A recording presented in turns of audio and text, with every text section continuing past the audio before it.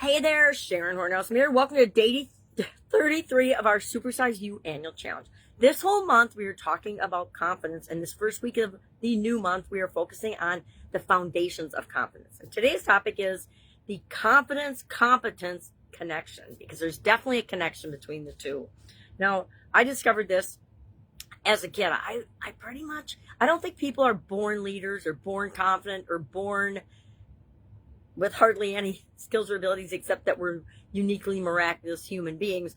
And we adopt and choose what we're going to enhance and develop in ourselves along the way, this journey called life. Well, when I was in high school, I think I was a sophomore in high school, and I was involved in a lot of activities, but I hadn't really known much about the high school newspaper. That was back in the day when we had high school newspapers that were written and then we mimeographed them at night on production night. We're talking old school, no technology. We didn't have computers. We actually typed up the stories on a typewriter and had to fix them if they were wrong, things like that. But I was asked to write an article on teenage drinking in high school, because back then the drinking age was 18.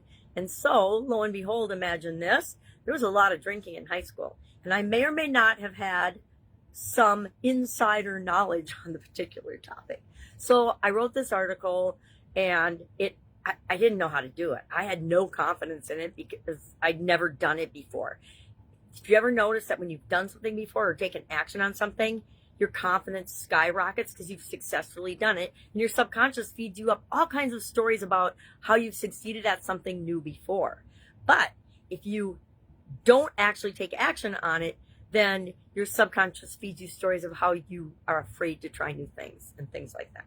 So, long story short, I ended up writing the article. It ended up turning out great, and it actually won some state awards, which was mind-blowing. And then after getting that little taste of okay, this is good, I obviously can do this, what happens if I get some wisdom and training in it? So I went to some journalism camps, and I got some more education and training in how to write, how to be a good reporter, which we see almost none of nowadays on the media, which is why I did not go the journalism route, but ended up being our co-editor of our high school paper, and then I went on to do it in college. It's always been an interest of mine. But had I not gotten more competent in that, I wouldn't have the confidence to do any of the things that I did in journalism. I won an award for the state level in journalism as well. So I say all this to remind us that true confidence comes from competence. The more competent we are, the more capable and able we are, and the more skilled we are at something, the more confidence we feel at doing that thing or participating in that thing. I'll give a business example in the Supersize Your Business community, because I've got literally tens of thousands of those where it's right outside my comfort zone, and I knew if I didn't take that step, think public speaking, making videos, getting a new job, switching industries, all kinds of things. The second thing I want us to remember is that when we can create a confidence-competence loop. I like to find things that loop and that grow and build on themselves. And this is one of those that you can. You take a little step, you successfully do something, it gives you more confidence. That motivates you to take that next step, which gives you a little win and builds your confidence. And that creates a self-fulfilling prophecy in a positive way to make us feel more confident. And confidence is just me believing in myself, me believing in my ability to figure it out. Normally we define confidence, or the area that we're working on, to us on day one when we go into a new topic. Didn't do that yesterday. We jumped right to auditing. How do we feel about our level of confidence in different areas? And then today we're just going to identify one skill. One little skill, can be anything, and I'll talk about some possible examples in a minute. Anything that you can do that will help build your confidence. Maybe it's just get outside and let the sun shine on your face, and if somebody walks by, say hello. Maybe it's go for a walk. Maybe it's just move your body or do some breathing exercises. It can be anything, but all of these things will help to increase our confidence.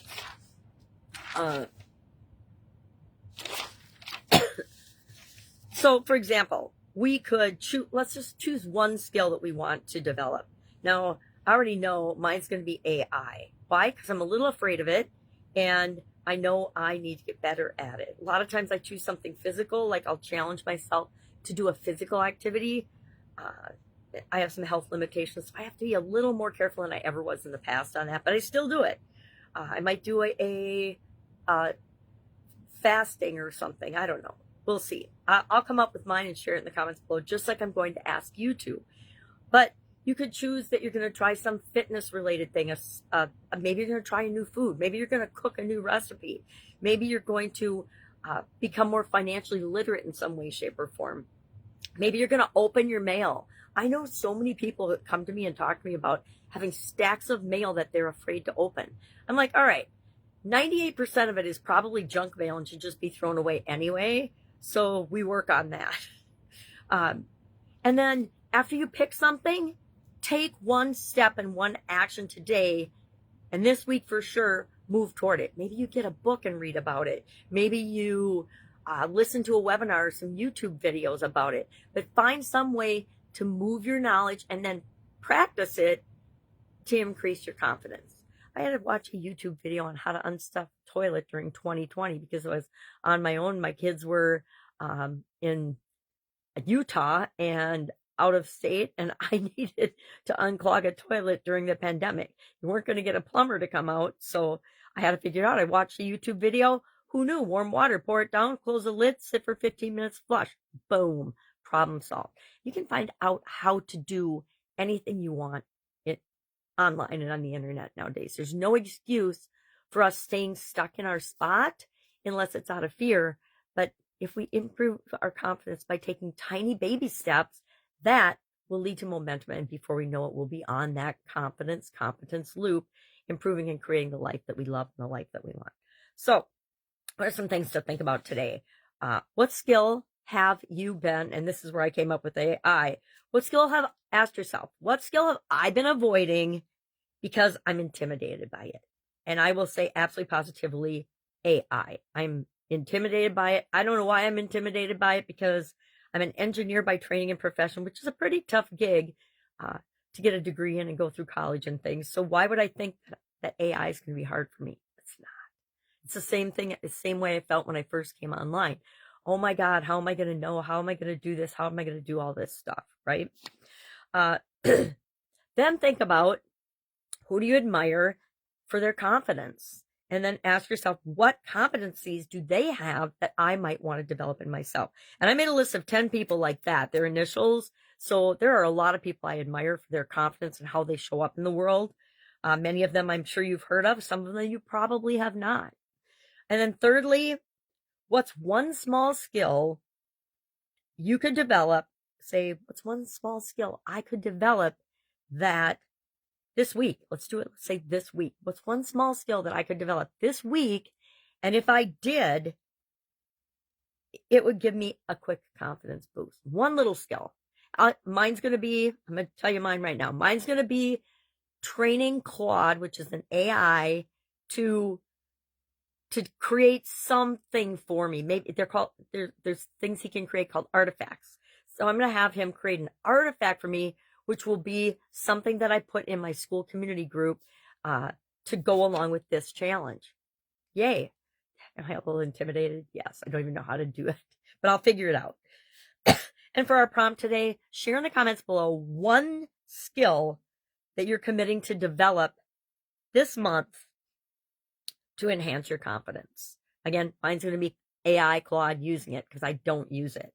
I've got some prejudices against the whole AI thing in terms of, I want us to remember that we're human beings first and foremost, and that's how we need to show up and be in the world and treat other people like real human beings. And the more AI I see and read, the more my brain shuts off and says, this is just the same regurgitated information over and over and over again. And so I want to make sure I stay away from that as much as humanly possible. Maybe I will give Claude the human perspective through my eyes, I guess, as I train him. I see how to train chats in GPT and AI. I had no idea. All right. Obviously an AI newbie here, but I have friends that are incredible with AI. Maybe I'll have some in for Supersize Your Business guest speakers. All right. What are we doing today? Sharing one skill in the comments below that we know if we do it this month, It is going to make an incredible impact on our life. Could be anything. All right. Share the comments below. And if you have questions, all you have to do is ask. Otherwise, I will, of course, be with you tomorrow.